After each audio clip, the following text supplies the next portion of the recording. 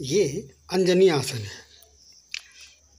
इसमें यदि हम सिस्टमेटिक विधिवत अंजनी आसन के विभिन्न चरणों को सिस्टमेटिक तरीके से करते हैं, सिस्टमेटिक ढंग से करते हैं, और यदि इस अंजनी आसन के बाद एक दिन बाद या 1-2 घंटे बाद हमारे घुटनों में दर्द या पेन का अनुभव हम महसूस कर रहे हैं, तो निश्चित जान लेना है कि हमारे जो घुटने की मांसपेशियां हैं वो शिथिल पड़ गई हैं।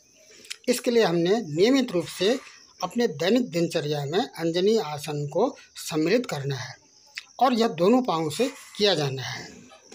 इस अंजनी आसन को करने से यदि घुटनों का दर्द ठीक हो जाता है तो यह तो स्वयं करके करना पड़ेगा। इसकी सत्यता के औचित्य को स्पष्ट करने के लिए, सिद्ध करने के लिए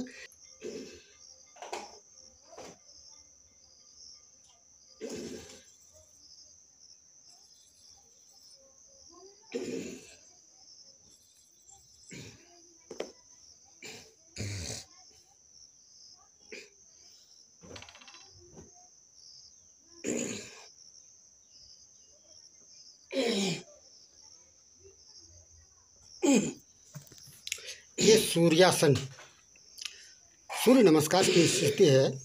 यदि सूर्य नमस्कार हम प्रारंभ में कर रहे हैं और सूर्य नमस्कार के बाद यदि हमें टेलबोन में दर्द या पेन का अनुभव होता है तो यह समझ लेना चाहिए कि टेलबोन में, कमर में कुछ मांसपेशियां शिथिल पड़ गई हैं।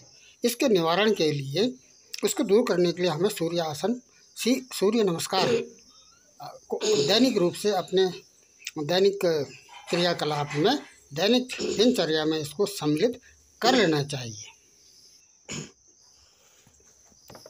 ये दंड लगाने, एक तो दंड रैपिड स्पीड से दंड लगाना, ये एक्सरसाइज है, और कुछ समय के लिए इसी स्थिति में रुके रहना, यह दंडासन है। यदि हम प्रारंभ में दंडासन कर रहे हैं विधिवत रूप से, सिस्टमेटिक ढंग से, और इस दंडासन को करने के बाद यदि हमारे शोल्डर्स में, कंधों में, बॉल एंड सॉकेट संधि में, ह्यूमरस में और अंश मेखला में यदि कोई पेन या दर्द का अनुभव होता है तो यह स्पष्ट रूप से हमें समझ लेना है कि ये इस अंग से संबंधित मांसपेशियां शिथिल पड़ गई हैं। इनको दूर करने के लिए हमने दंडासन को नियमित रूप से अपनी दैनिक दिनचर्या में सम्मिलित कर लेना है।